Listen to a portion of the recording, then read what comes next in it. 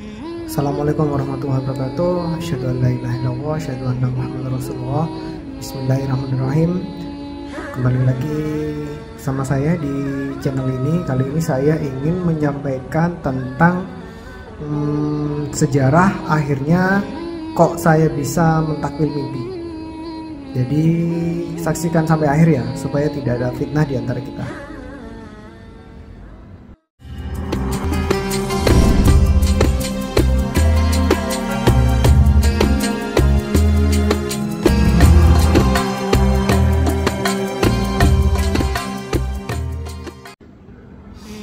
Jadi Bapak Ibu sekalian, kakak-kakak, adik-adik sekalian, bagi teman-teman yang banyak mengikuti channel Gaza, banyak melihat video-video di channel Gaza, mungkin kita semua lihat akhir-akhir ini itu ada saya di sana. Jadi saya muncul di beberapa videonya di channel Gaza, dan di sana saya mentakwilkan beberapa mimpi. Jadi sebenarnya tujuan dari video ini adalah saya ingin memberikan konfirmasi kepada kita semua, kepada Bapak Ibu, teman-teman, adik-adik sekalian semua, kok bisa akhirnya saya itu mentakwil mimpi gitu. Jadi sebenarnya ceritanya panjang, cuma tujuan saya buat video ini supaya kita itu mengerti dan supaya teman-teman semua paham apa yang saya alami. Jadi begini ya, Bapak Ibu, teman-teman sekalian, terkait di akhir zaman bahwa mimpi umat muslim itu banyak benarnya, itu sudah lama saya pahami. Insya Allah saya sudah lama mendengar terkait hadis tersebut jauh sebelum saya mengenal Gaza. Jadi sebelum Kang Diki menyampaikan terkait basirat, saya itu sudah lama membaca bahwa mimpi umat muslim di akhir zaman itu banyak benarnya. Dan yaitu beberapa kali saya mengalami waktu kuliah itu, pernah juga saya pernah mengalami suatu mimpi. Jadi waktu itu saya sedang kuliah, nenek saya itu sebenarnya sudah meninggal. Suatu saat ternyata tiba-tiba saya itu mimpi melihat nenek saya. Nenek saya sudah meninggal dan nenek saya yang tidak bisa baca tulis. Tiba-tiba di mimpi itu nenek saya itu menulis kata umroh di suatu papan. Kemudian karena saya bingung, akhirnya saya ceritakan mimpi tersebut ke orang tua saya. Langsung jawaban orang tua saya gimana? Oh ternyata itu maksudnya. Oh ternyata umroh. Waktu itu saya bingung loh, apa maksudnya?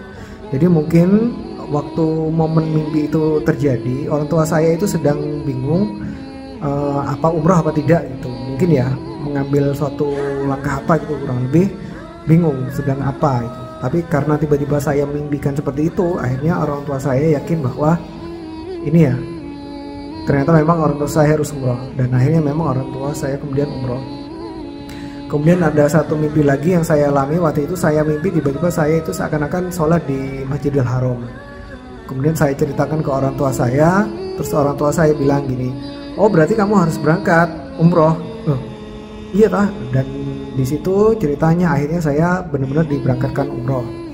Kemudian ada beberapa kejadian yang tidak sengaja dan juga gimana ya, jadi di garis keturunan saya ke atas, dari kakek saya, orang bapak saya sendiri, ayah saya sendiri, kemudian sampai saya itu ternyata memang kalau untuk mencari suatu petunjuk itu memang istikharah. Dan alhamdulillah memang banyak keluarnya istikharahnya, mulai dari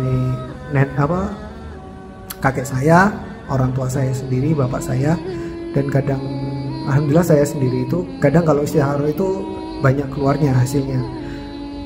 Nah saya pikir juga semua orang juga seharusnya begitu ya, tapi ternyata kadang ada yang bilang kok bisa gampang keluar gitu loh. Saya kaget loh, apa iya gitu. Jadi ternyata tidak semua orang pun itu istikharah itu bisa langsung keluar.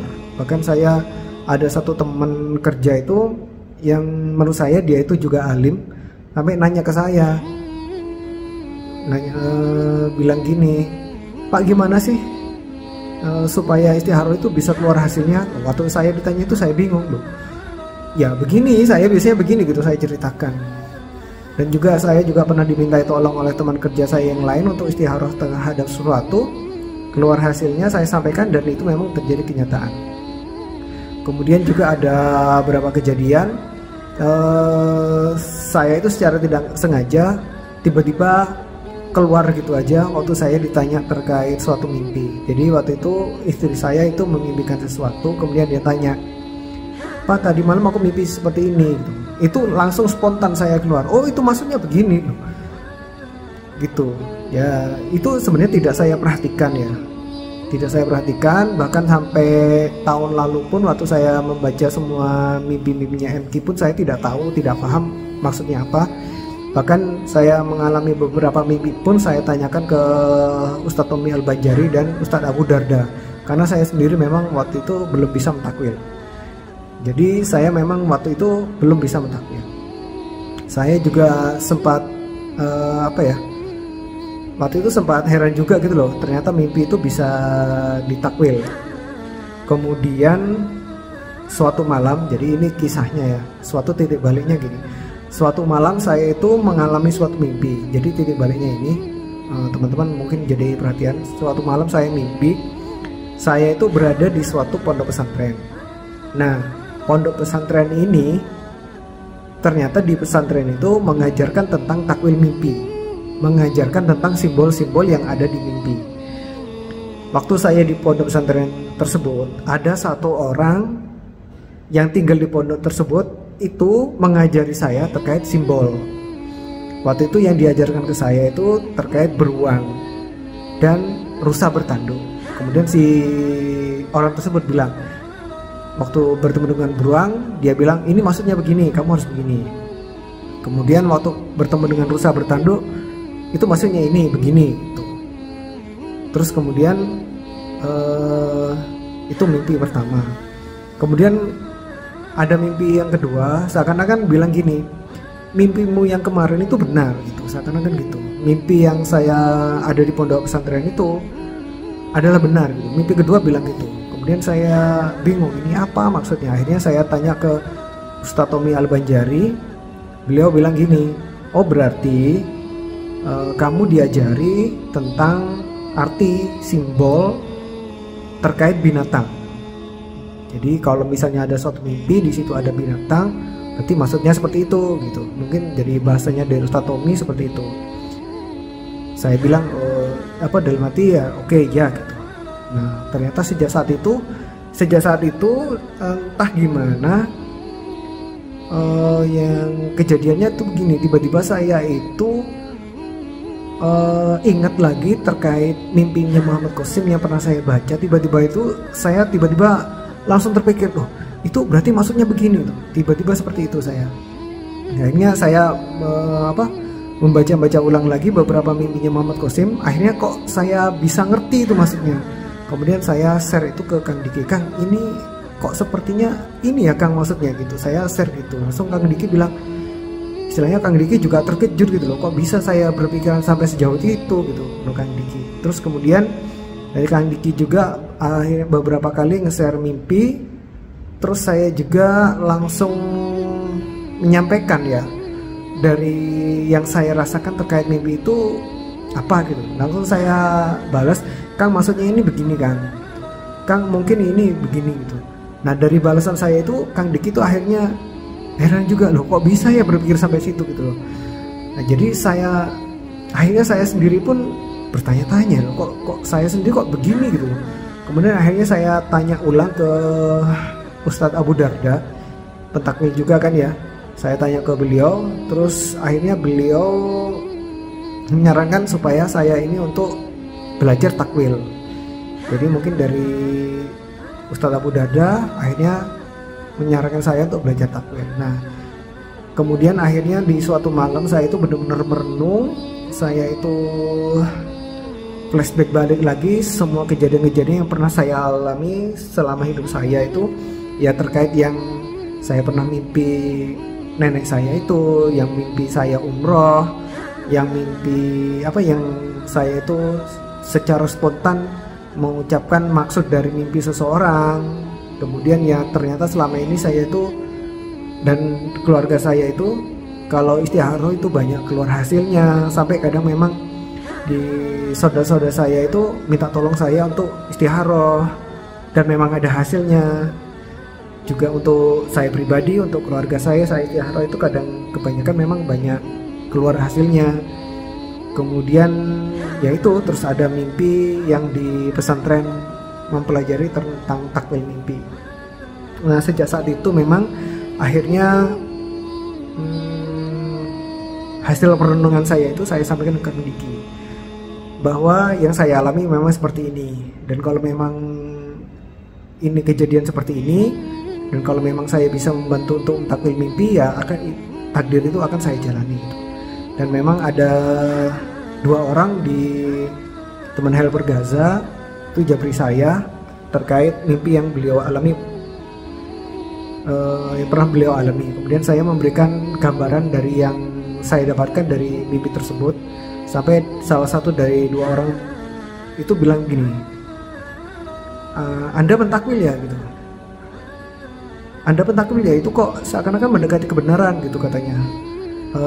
Ya saya tidak ingin sombong, cuma itu hanya untuk memperkuat saya saja bahwa ya ini sudah jalan yang saya harus jalani. Akhirnya saya sekarang memang banyak membantu Kang Diki untuk mentakwilkan beberapa mimpi-mimpi teman-teman, entah itu helper atau di luar helper.